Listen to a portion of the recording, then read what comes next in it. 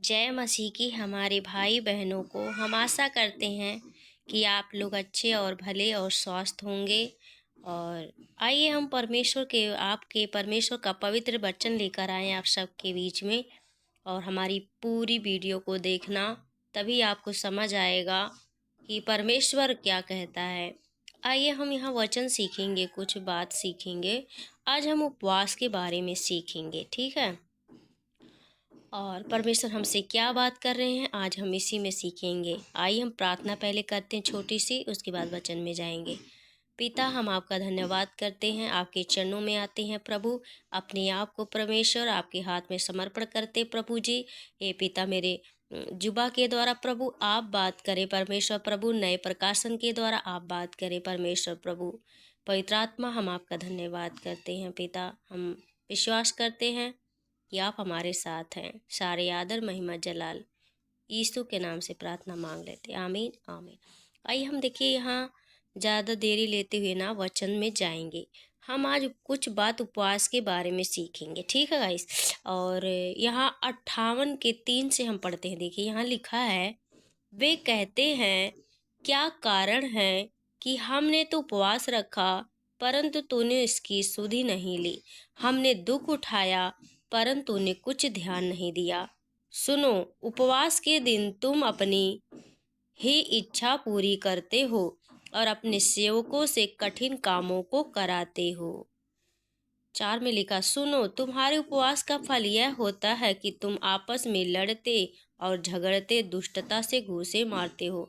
जैसा उपवास तुम आजकल रखते हो उससे तुम्हारी प्रार्थना ऊपर नहीं सुनाई देगी।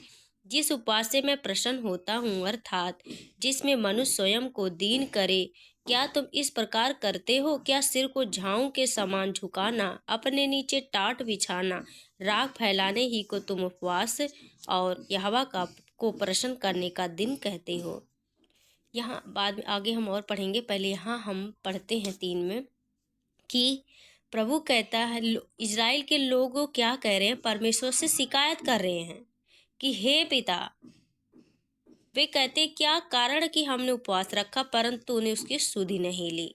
हमने दुख उठाया परंतु तूने कुछ ध्यान नहीं दिया। यहाँ इजरायली के लोग क्या कह रहे हैं कि परमेश्वर से कि हे पिता, हम किस क्या कारण है कि हमने उपवास रखा परंतु तूने उसकी सुधि नहीं ली। हमने दुख उठाया, तूने कुछ ध्यान नहीं दिया। तो यहाँ प्रभु कहता कि सुनो, उपवास के दिन तुम अपनी इच्छा पूरी करते। यहाँ प्रभु कहता कि जब कई लोग ऐसे हैं कि बहुत उपवास करते हैं, 40-40 दिन के लोग उपवास रखते हैं। उपवास रखना ये सही है, लेकिन उपवास किस तरह रखना चाहिए वो जानना जरूरी है, वो हमें करना जरूरी है, उसी अनुसार हमें चलना जरूरी है। यहाँ वचन साफ कहता कि तू अपनी इच्छा पूरी करते हो। बहुत लोग क्या करते हैं, दिन भर फोन चलाते रहते हैं, उपवास के दिन उल्टी सीधी वीडियो देखते रहते हैं और क्या करते हैं, अपनी इच्छा को पूरी करते रहते, सोते हैं दिन भर और लोगों से बातचीत में टाइम बिता देते हैं। उनके मुंह से क्या निकल रहा है वो नहीं समझ पा रहे कि हमारे मुंह से क्या निकल रहा है। दुष्टता की बुराइयां, ये देखिए हमें अपने चाल चलन पे, जब हम उपवास केवल उपवास में ही नहीं हमें ध्यान देना अपनी चाल चलन, हमें हर दिन अपने चाल चलन पर ध्यान देना चाहिए कि हमने कहाँ, किस जगह हमने क्या बोला, हम क्या बोल रहे हैं, हम क्या कर रहे हैं, क्या देख रहे हैं, क्या हमारा हम कहाँ जा रहे हैं, किससे मिल रहे हैं, क्या कर रहे हैं, हमें इसको ध्यान देना है। अपने चाल चलन पर ध्यान देना है, अपनी इच्छा नहीं बल्कि प्रार्थना करे कि हे पिता, मेरी इच्छा नहीं परंतु आपकी इच्छा मेरे जीवन में पूरी होने पाए। तो यहाँ प्रभु साफ कहता कि तू अपनी इच्छा को पूरी करते, अपने सेवकों से कठिन काम कराते हो। 4 में लिखा कि तुम सुनो, तुम्हारे उपवास का फल यह होता कि तुम आपस में लड़ते और झगड़ते और दुष्टता से घूंसे मारते हो। जैसा उपवास तुम आजकल रखते हो उससे तुम्हारी प्रार्थना ऊपर नहीं सुनाई देगी। आप कितने भी उपवास कर लो, आपका उपवास ऊपर नहीं सुनाई देगा। अगर तुम्हारे अंदर पाप है, बुराइयां है, एक दूसरे के प्रति ईर्ष्या है, नफरत है, जलन है, अब बुराई करते हो और गलत गलत चीज करते हो, गलत गलत चीज देखते हो, तो इससे हमारी प्रार्थना कभी सुनाई नहीं देगी पिता के पास। तो हमारे प्यारे भाई बहन, उपवास जब करो, उपवास उपवास हमारा ऐसा हमें दीन बनाता, हमें नम्र बनाता, हमें बदलता है। उपवास ऐसा उपवास रखे ताकि प्रभु हमें बदले, हमें नम्र दीन बनाए। ये नहीं कि हमें परमेश्वर हमारा प्रार्थना ही को ना सुने। मेरे प्यारे भाई बहनों, अगर आप उपवास रखते हो, द्वार बंद करो, दिन भर अपने पिता से प्रार्थना करो कि पिता, आज का दिन, अगर आपके पास टाइम नहीं है तो टाइम निकालो, कभी हफ्ते में, महीने में एक बार, और करो प्रार्थना। दिन भर उपवास रखो। दिन भर आप जब उपवास रखते हो तो उपवास में क्या करना चाहिए? हमें परमेश्वर से प्रार्थना करना चाहिए, परमेश्वर के मुख को देखना, ना कि लोगों का। ठीक है। जब मैं उपवास रखती थी, अभी भी रखती हूँ, क्यों अभी भी मैं रखती हूँ, तो मैं क्या करती हूँ, मैं दिन भर अपने पिता के पास संगति में रहती हूँ।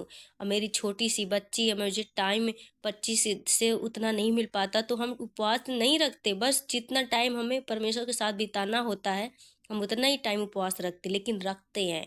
लेकिन आप लोग, आपको लगता है कि हमें बहुत सारा काम पड़ा है, अगर क्या काम पे ध्यान ना दो, परमेश्वर पे ध्यान दो। आपको लगता है कि हमें ड्यूटी जाना, छुट्टी लो एक दिन की और उपवास करो। उपवास ही है जो हमें नम्र और दीन बनाता, हमें बलवान बनाता है। मैं दिन भर परमेश्वर से प्रार्थना करती थी। मैं दिन भर किसी से, कोई आए जाए, हमसे कोई मतलब नहीं। उस दिन कहते हैं कि आज के दिन हम नहीं मिल पाएंगे, आज का दिन आप लोगों का नहीं, मेरे परमेश्वर का दिन है। हो सके अगर मिले तो कोई बुराई निकल जाए, कोई पाप निकल जाए। इससे अच्छा उससे बचने के लिए हम दरवाज़ा अपना बंद कर लेते थे, सबसे कह देते थे कि आज मैं नहीं मिल पाऊँ, क्योंकि आज मेरे परमेश्वर का दिन है। तो अगर आप लोग यही हृदय लेकर आप उपवास रखते हो कि नहीं, आज हमें कोई पाप नहीं करना, आज हमें किसी से बात नहीं करना, आज हम सिर्फ परमेश्वर के साथ रहेंगे, तब हमारी प्रार्थनाएं क्या होती है? स्वर्ग तक पहुंचती है। नहीं तो जो लड़ते झगड़ते दुष्टता से घूसे मारते हैं, ऐसे उपवास से परमेश्वर प्रार्थना नहीं सुनता। आपकी उपवास व्यर्थ होगी इस समय।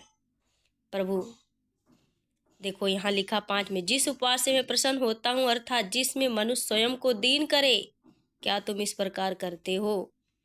खासकर उपवास के दिन इतने दुख आते, इतने संकट आते हैं, इतनी लोग इतने चारों ओर से कहते हैं कि बोलना पड़ता है। लोग कहते हैं कि मैं नहीं कंट्रोल कर पाता मैं। वो शैतान, जब उपवास करते हो तो आपको शैतान इतना टॉर्चर करता है ना कि तुम आप लोग कि बोलो, झगड़े करो, लड़ाई करो, ऐसा कलेश करता है। लेकिन याद रखे, उपवास करते रहो, एक दिन खुद ही शैतान झुक जाएगा, वो भाग जाएगा। जैसे प्रभु यीशु से प्रार्थना कर जो है, जब उपवास 40 दिन के थे और आया शैतान, लेकिन वहाँ हार गया शैतान, वैसे हम उपवास करते रहे, एक दिन शैतान झुक जाएगा। क्योंकि शैतान हमेशा से हारा हुआ है, वो कुचला हुआ, वो कुछ नहीं कर सकता।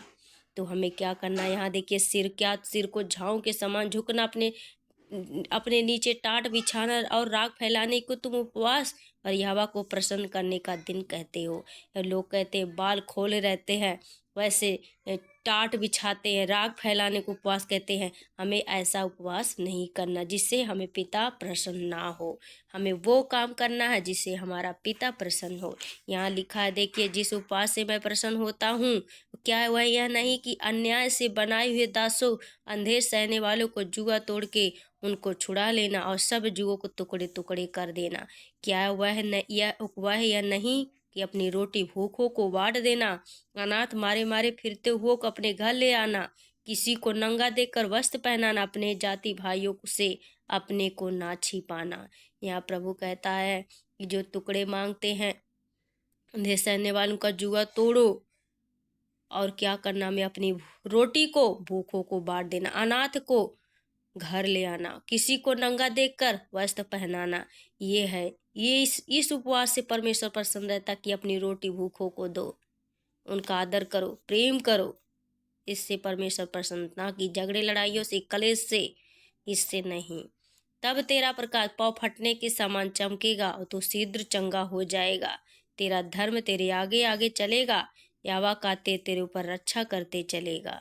तब प्रभु कहता कि जब तू ऐसा करेगा तब तेरा प्रकाश पाँव फट्टे के समान चमकेगा, तू शीघ्र चंगा हो जाएगा। तेरा धर्म तेरे आगे आगे चलेगा, यहोवा का तेज तेरे पीछे रक्षा करते चलेगा। तब तू पुकारेगा और यहोवा उत्तर देगा, तू दुहाई देगा, वह कहेगा मैं यहाँ हूँ। या तू अंधेर करना, उंगली उठाना और दुष्ट बातें बोलना छोड़ दे, उदारता से भूखे की सहायता करे, दीन दुखियों को संतुष्ट करे, तब अंधियारे में तेरा प्रकाश चमकेगा तो और तेरा घोर अंधकार दोपहर का सा उजियाला हो जाएगा। यहोवा तुझे लगातार लिए चलेगा और अकाल के समय तुझे तृप्त तेरी हड्डियों को हरी भरी करेगा। तू सींची हुई बारी और ऐसे सोते के समान होगा जिसका जल कभी नहीं सूखता। तो अगर हम ऐसा करेंगे, दीन नम्र दीन होकर परमेश्वर से प्रार्थना करें और हर एक झगड़े लड़ाई से बचे और परमेश्वर को खोजे, ना कि संसार लोगों से, तब प्रभु अपनी रोटी जो भूखों को दे, किसी को नंगा देखकर उन्हें कपड़े पहनाए। ऐसे धर्म के कामों से परमेश्वर प्रसन्न होता है और धर्म के कामों से हमारी उपवास प्रार्थना पिता के पास पहुंचती है। परमेश्वर आप सबको इस वचन से आशीष दे। आशा करते हैं आपको सबको अच्छा लगा हो, तो लाइक शेयर सब्सक्राइब जरूर करें और हम ऐसे ही वीडियो आप सबके पास लाते रहेंगे। और गहराई से परमेश्वर के इस वचन को एक बार दूसरे भाग में जरूर लेकर आएंगे, आप लोग जरूर देखना।